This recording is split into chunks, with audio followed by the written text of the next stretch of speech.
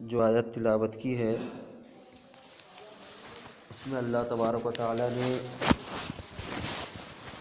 جو بات ارشاد فرمائی ہے اس کو سمجھنا اور اس کو اپنی زندگی کے اندر داخل کرنا، یہ دنیا کے نظام کو بھی درست رکھنے کے لیے ضروری ہے اور آپس کے باہمی تعلقات کو خوشگوار رکھنے کے لیے بھی یہ ضروری ہے۔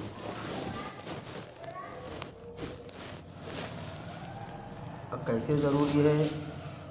یہ اس آیت کی تشریح سے سمجھ میں آئے گی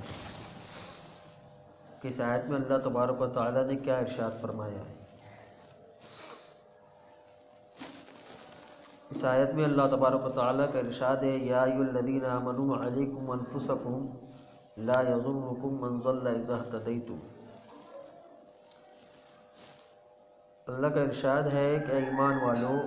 علیکم انفسکم، تم پر لازم ہے کہ تم اپنی خبر لو۔ ایمان والے سے کہا جا رہا ہے کہ ہر ایمان والا اپنا جائزہ لے، اپنی خبر لے، روز مرہ میں صبح سے لے کر شام تک کے جتنے بھی کام کرتا ہے اس کو ٹٹولے کہ میں جو صبح سے لے کر شام تک کے جتنے کام کر رہا ہوں، جتنے اعمال کر رہا ہوں، جتنے افعال کر رہا ہوں، کتنے اعمال اور کتنے کام میرے اللہ تبارک و تعالیٰ کے حکم کے مطابق ہے، کتنے کام اللہ تبارک و تعالیٰ کے حکم کے خلاف ہے، اس کی خبر لینی ہے۔ اے ایمان والو تم پر لازم ہے کہ اپنی خبر لو، یعنی اپنے اعمال کا محاسبہ کرو، اپنے اعمال کی خبر لو۔ ایمان والے سے کہا جا رہا ہے کہ تمہارے جو اعمال ہے وہ اللہ تبارک و تعالیٰ کے حکم کے مطابق ہونا ضروری ہے۔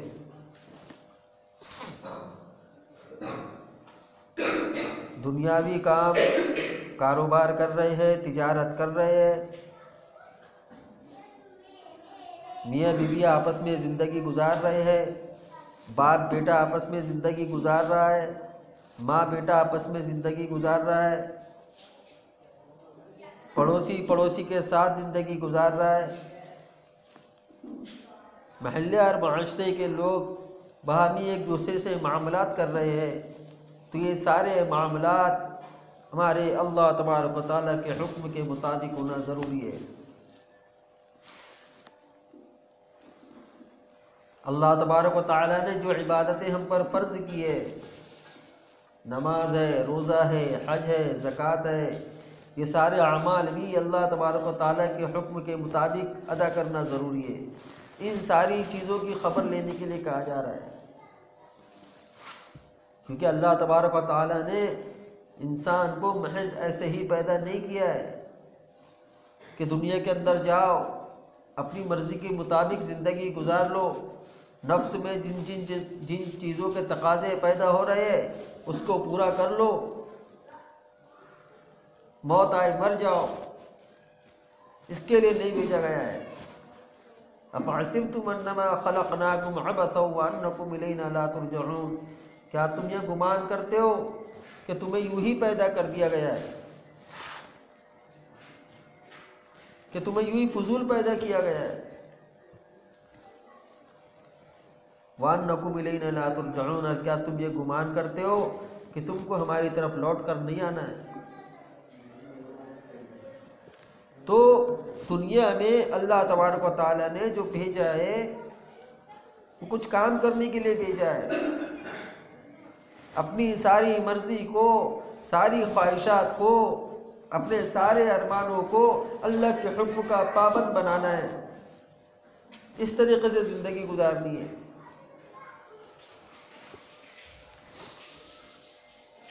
اپنے سارے اعمال کو اللہ کے حکم کا پابند بنانا ہے، ارمان پورے کرنے ہیں، خواہشات کو بھی پورا کرنا ہے، نفسانی خواہشات کو پورا کرنا جائز کے حدود میں رہ کر یہ کوئی بری بات نہیں ہے، لیکن نفسانی خواہشات کو پورا کرنے کے لیے غلط کام کر لینا، اللہ کے احکام کو توڑ دینا، اللہ کی نافرمانی کر لینا، یہ بغاوت ہے۔ ہمیں ہر اس خواہش سے رکنا ہے، نفس کی ہر اس خواہش پر کنٹرول کرنا ہے جو اللہ کی نافرمانی کا سبب بنتی ہو، جس خواہش کو پورا کرنے کے لیے اللہ کے حکموں کو پامال کرنا پڑتا ہو، جس خواہش کو پورا کرنے کے لیے نبی کریم صلی اللہ علیہ وسلم کی سنتوں کو چھوڑنا پڑتا ہو۔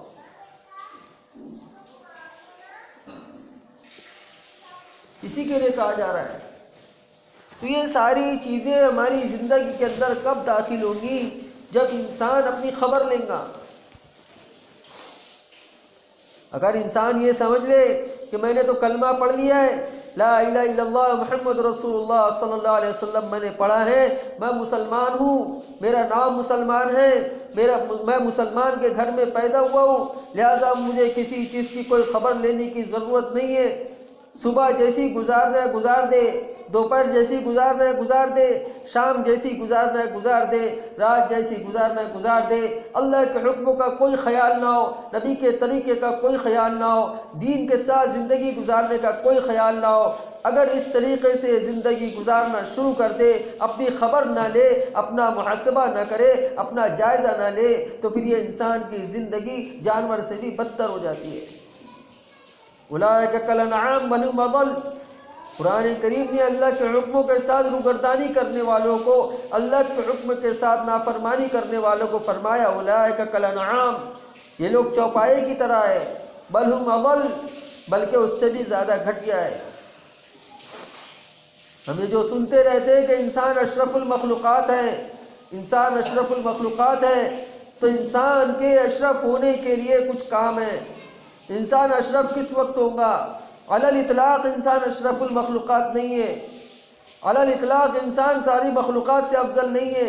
علی الاطلاق انسان کو ساری مخلوقات پر فضیلت حاصل نہیں ہے، انسان کو ساری مخلوقات پر فضیلت اس وقت حاصل ہوگی جب اللہ تبارک و تعالیٰ کے حکموں کو پورا کرے گا، نبی کریم صلی اللہ علیہ وسلم کے طریقے پر چلے گا، اپنی خواہشات کو اللہ کے حکم کا پابند بنا کر رکھے گا، تب یہ انسان اشرف المخلوقات کہلائے گا۔ اگر یہ اللہ کے حکم کو توڑنے والا بن جائے، اللہ کے ساتھ بغاوت کرنے والا بن جائے، نبی کے طریقے کو چھوڑنے والا بن جائے، تو قرآن کہتا اولئک کالانعام بل هم اضل، یہ تو چوپائے کی طرح ہے بلکہ اس سے بھی زیادہ گھٹیا ہے۔ تو عزیز اور دوستو، ہم کو خبر لینے کے لیے کہا جا رہا ہے، اے یا ایھا الذین آمنوا علیکم انفسکم، اے ایمان والو تم اپنی خبر لیا کرو، کیونکہ جب انسان اپنے اعمال کی خبر لے گا تو یہ اعمال کی خبر لینا، اپنا محاسبہ کرنا، اپنا جائزہ لینا، یہ انسان کے لیے دین پر چلنے کے لیے معاون ثابت ہوگا، مددگار ثابت ہوگا۔ صبح سے لے کر شام تک کے کام کیا،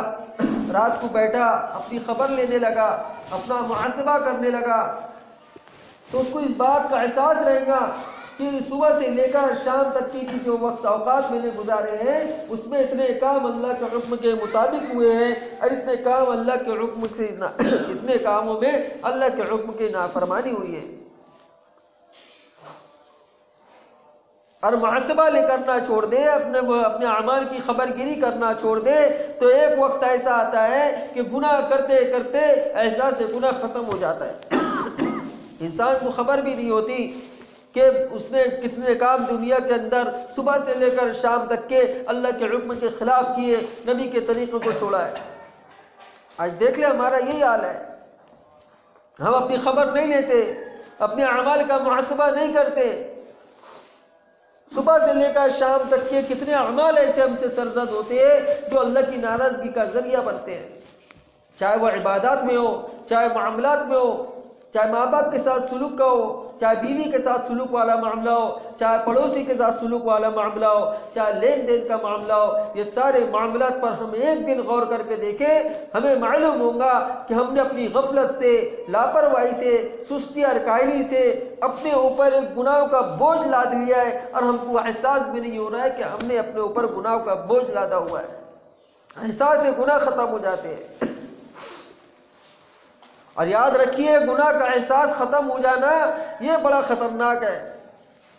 گناہ کا احساس ختم ہو جانا یہ انسان کے دل کو مردہ بن جانا ہے، دل کا مردہ بن جانا ہے۔ خبر نہیں لینے کی وجہ سے گناہ کے احساس ختم ہو جاتے ہیں۔ جب گناہ کا احساس ختم ہو جاتا ہے تو دل کے اندر جو ہے موت، ایک قسم کی موت طاری ہو جاتی ہے۔ وہ دل کے اندر جو بیداری ہوتی ہے، دل کے اندر جو جذبات ہوتے ہیں، وہ جذبات مات پڑ جاتے ہیں، کمزور پڑ جاتے ہیں۔ پھر نیکیوں کی بات، قرآن کی بات، اعمال صالحہ کی بات، آخرت کی بات، یہ حلق سے نیچے نہیں اترتی، اس سے دلوں میں بیداری پیدا نہیں ہوتی۔ تو ہمیں اپنی خبر لینی شروع کرنی ہے، اپنا محاسبہ کرنا ہے۔ ہمارے اندر ایمان اور اعمال پوری طریقے سے کس طریقے سے پیوست ہوں گے، اعمال صالحہ پر ہم کس طریقے سے چل پڑیں گے، اعمال صالحہ پر ہمارے اندر استقامت کہاں سے پیدا ہوگی، اعمال سیئہ ہم سے کیسے دور ہوں گے، یہ سارے راستے قرآن کریم نے ہم کو بتا دیا ہے، سارے راستے بتا دیا ہے۔ ہم کو بس اس پر عمل کرنا ہے۔ کہ دین پر چلنے کا ایک چھوٹا سا نسخہ قرآن نے دیا ہے، دین کو اپنی زندگی میں داخل کرنے کا نسخہ قرآن نے دیا ہے کہ اپنی خبر لیا کرو، اے ایمان والو اپنا محاسبہ کر لیا کرو، اپنی خبر لے لیا کرو، تم پر لازم ہے،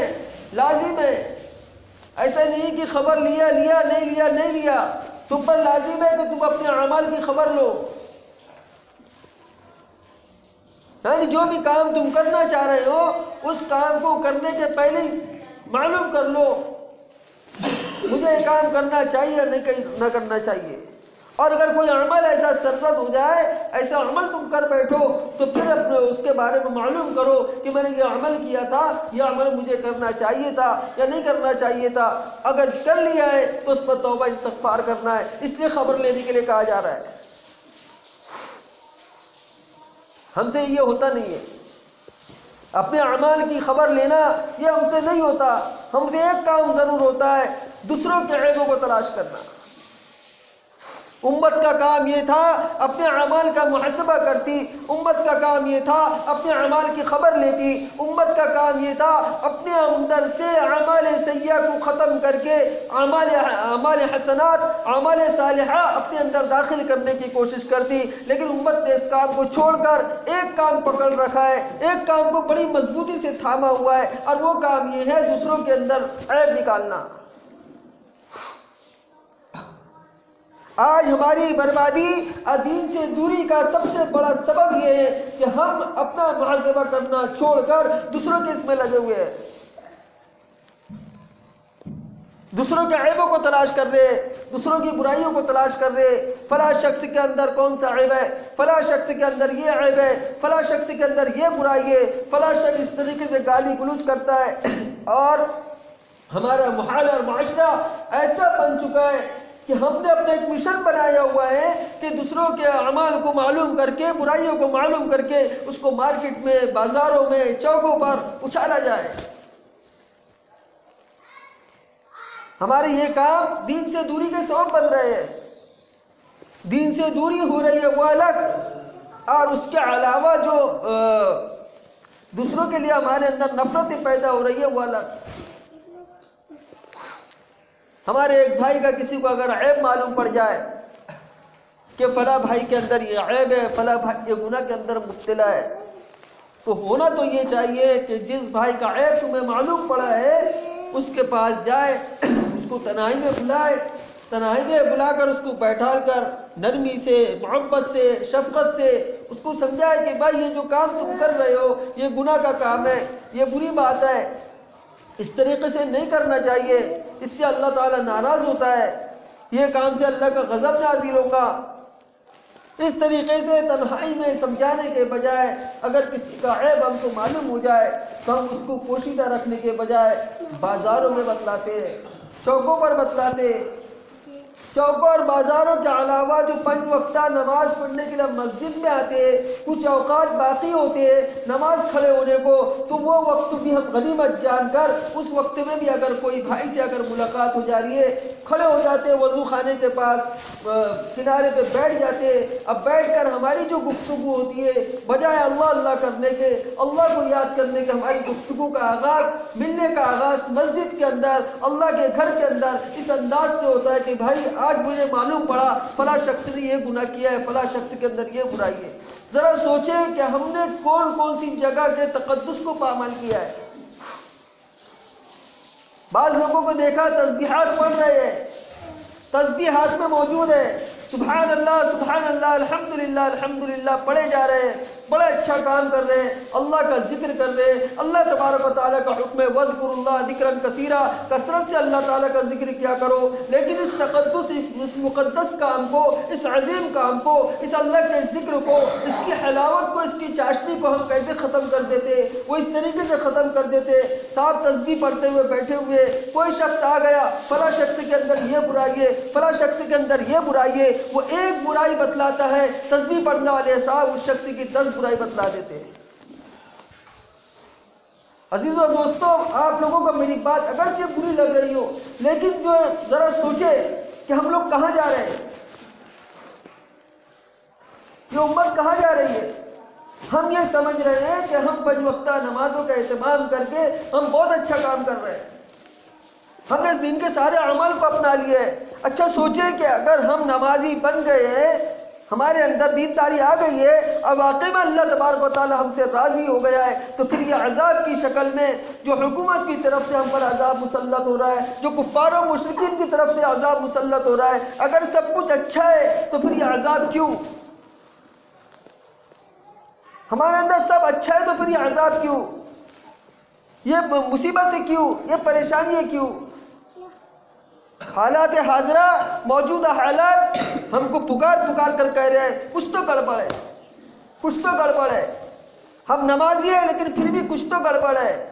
ہم روزے کے پابند ہیں لیکن کچھ تو گڑبڑ ہے، ہم زکوٰۃ، حج، عمرہ بہت کر رہے ہیں لیکن پھر بھی ہم پریشان ہیں، پھر بھی ہم جو حالات کے شکار ہیں، موجودہ حکومت کے ظلم و ستم کے شکار ہے، کفار و مشرکین کے ظلم و ستم کے شکار ہے۔ ان حرکتوں سے، ان چیزوں سے پتہ چلتا ہے کچھ تو گڑبڑ ہے۔ گڑبڑ کیا ہے؟ گڑبڑ یہ ہے کہ ہم نماز پڑھ رہے ہیں لیکن نماز پڑھنے کے ساتھ ساتھ اور دیگر اعمال کی طرف اللہ تبارک و تعالیٰ نے قرآن کریم میں جو ہماری رہنمائی فرمائی ہے اس کو ہم نے دین کا حصہ ہی نہیں سمجھا، دین کا حصہ ہی نہیں سمجھا، اس کو کلی طور پر ہم نے فراموش کر دیا،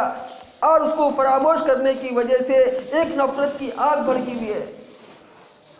تو قرآن کریم کی جو آیت میں نے آپ کے سامنے تلاوت کی، یا ایھا الذین آمنوا علیکم انفسکم، اے ایمان والو تم پر لازم ہے کہ تم اپنی خبر لیا کرو،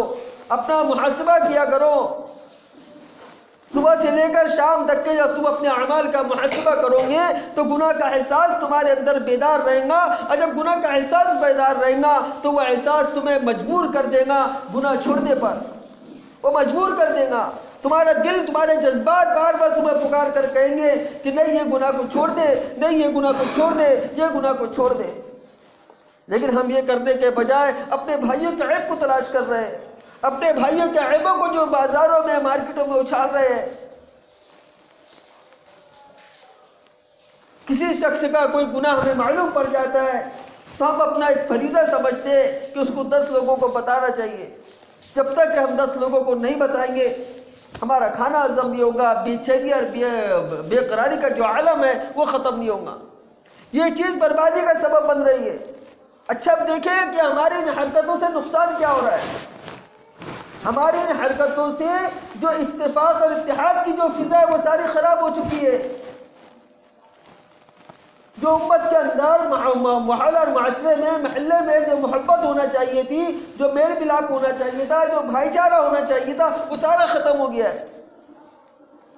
ہم نے ذرا سا کسی کو کسی گناہ کے اندر مبتلا ہوتے ہوئے دیکھ لیے تو ہم یہ سمجھتے کہ بس اس سے ہم کو تعلقات ختم کرنا ہے، یہ شخص یہ گناہ کرتا ہے اس سے تعلقات ختم کر لو۔ یہ شخص یہ گناہ کرتا ہے، اس سے تعلقات ختم کر لو، اس کے عیبوں کو 10 لوگوں کو بتا کر 10 لوگوں کو اور اس سے نفرت کرنے کے لیے تیار کر دو۔ میں آپ کے سامنے ہاتھ جوڑتا ہوں، یہ جو اختلاف کی جو فضا ہم نے آپس میں بنائی رکھی ہے اس کو ختم کر دے۔ یہ ضرورت ہے اس بات کی کہ ہم محبت کے ساتھ، اتفاق کے ساتھ، اتحاد کے ساتھ رہے۔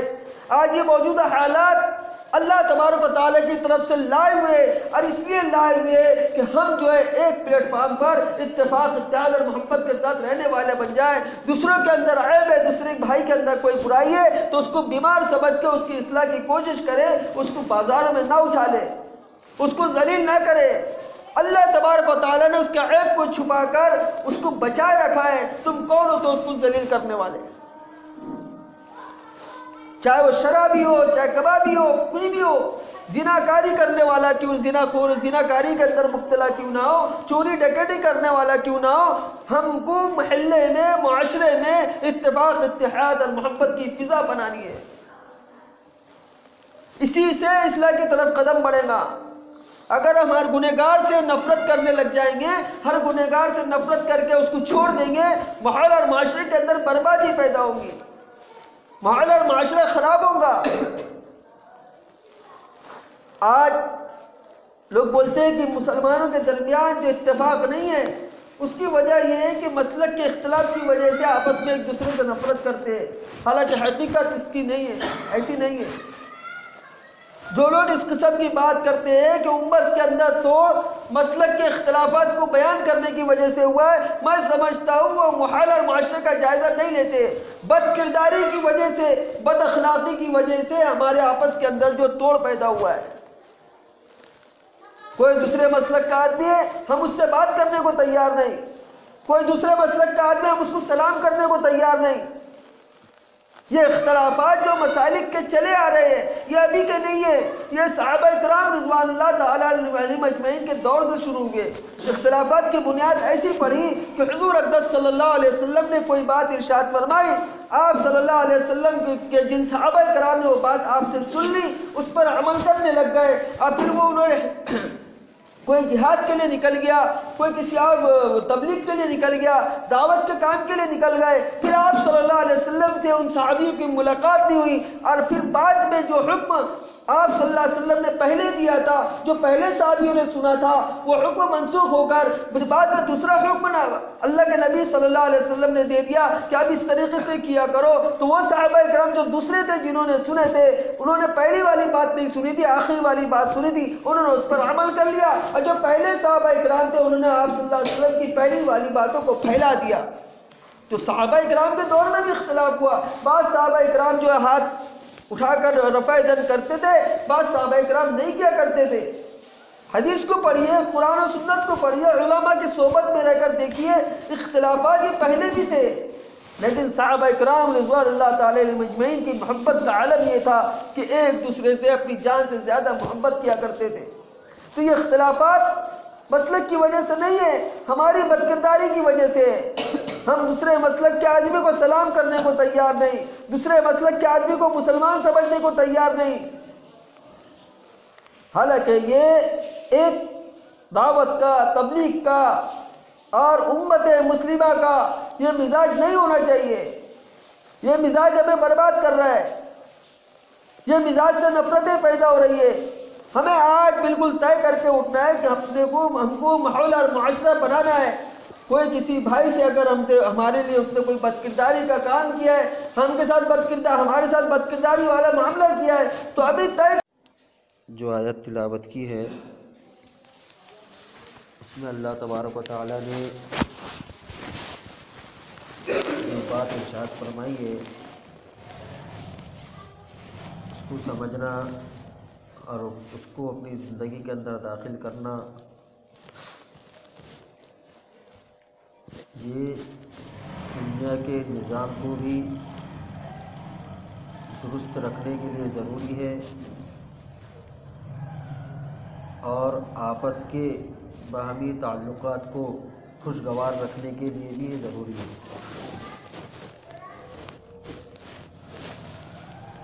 اب کیسے ضروری ہے یہ اس آیت کی تشریح سے سمجھ میں آئے گی کہ اس آیت میں اللہ تبارک و تعالیٰ نے کیا ارشاد فرمایا ہے۔ اس آیت میں اللہ تبارک و تعالیٰ کا ارشاد ہے یا ایھا الذین آمنوا علیکم انفسکم لا یضرکم من ضل اذا اہتدیتم۔ اللہ کا ارشاد ہے کہ ایمان والو علیکم انفسکم، تم پر لازم ہے کہ تم اپنی خبر لو۔ ایمان والے سے کہا جا رہا ہے کہ ہر ایمان والا اپنا جائزہ لے، اپنی خبر لے، روز مرہ میں صبح سے لے کر شام تک کے جتنے بھی کام کرتا ہے اس کو ٹٹولے کہ میں جو صبح سے لے کر شام تک کے جتنے کام کر رہا ہوں، جتنے اعمال کر رہا ہوں، جتنے افعال کر رہا ہوں، کتنے اعمال اور کتنے کام میرے اللہ تبارک و تعالیٰ کے حکم کے مطابق ہے، کتنے کام اللہ تبارک و تعالیٰ کے حکم کے خلاف ہے، اس کی خبر لینی ہے۔ اے ایمان والو، تم پر لازم ہے کہ اپنی خبر لو، یعنی اپنے اعمال کا محاسبہ کرو، اپنے اعمال کی خبر لو۔ ایمان والے سے کہا جا رہا ہے کہ تمہارے جو اعمال ہے وہ اللہ تبارک و تعالیٰ کے حکم کے مطابق ہونا ضروری ہے۔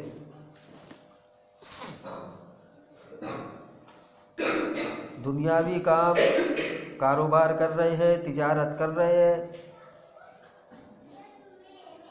میاں بیوی آپس میں زندگی گزار رہے ہیں، باپ بیٹا آپس میں زندگی گزار رہا ہے، ماں بیٹا آپس میں زندگی گزار رہا ہے، پڑوسی کے ساتھ زندگی گزار رہا ہے، محلے اور معاشرے کے لوگ باہمی ایک دوسرے سے معاملات کر رہے ہیں، تو یہ سارے معاملات ہمارے اللہ تبارک و تعالیٰ کے حکم کے مطابق ہونا ضروری ہے۔ اللہ تبارک و تعالیٰ نے جو عبادتیں ہم پر فرض کی ہے، نماز ہے، روزہ ہے، حج ہے، زکوٰۃ ہے، یہ سارے اعمال بھی اللہ تبارک و تعالیٰ کے حکم کے مطابق ادا کرنا ضروری ہے۔ ان ساری چیزوں کی خبر لینے کے لیے کہا جا رہا ہے، کیونکہ اللہ تبارک و تعالیٰ نے انسان کو محض ایسے ہی پیدا نہیں کیا ہے کہ دنیا کے اندر جاؤ،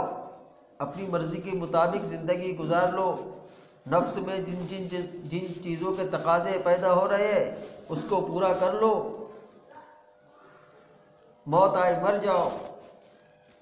اس کے لیے نہیں بھیجا گیا ہے۔ افحسبتم انما خلقناکم عبثا وانکم الینا لا ترجعون، کیا تم یہ گمان کرتے ہو کہ تمہیں یوں ہی پیدا کر دیا گیا ہے،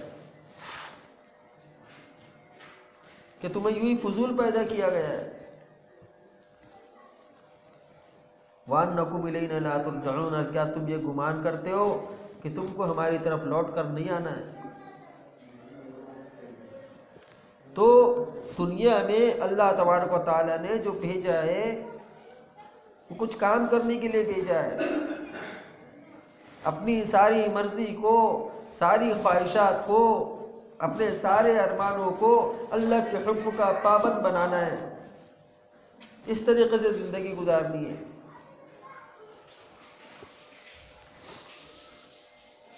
اپنے سارے اعمال کو اللہ کے حکم کا پابند بنانا ہے، ارمان پورے کرنے ہیں،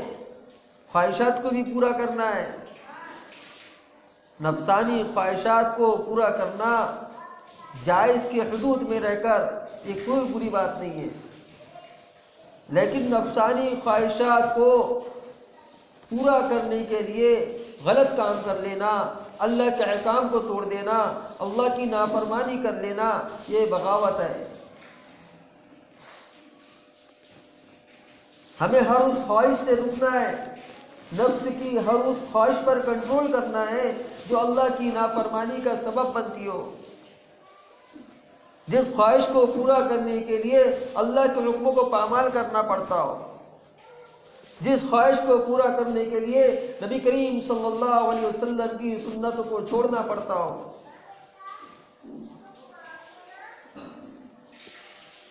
اسی کے لیے کہا جا رہا ہے۔ تو یہ ساری چیزیں ہماری زندگی کے اندر کب داخل ہوں گی؟ جب انسان اپنی خبر لے گا۔ اگر انسان یہ سمجھ لے کہ میں نے تو کلمہ پڑھ لیا ہے، لا الہ الا اللہ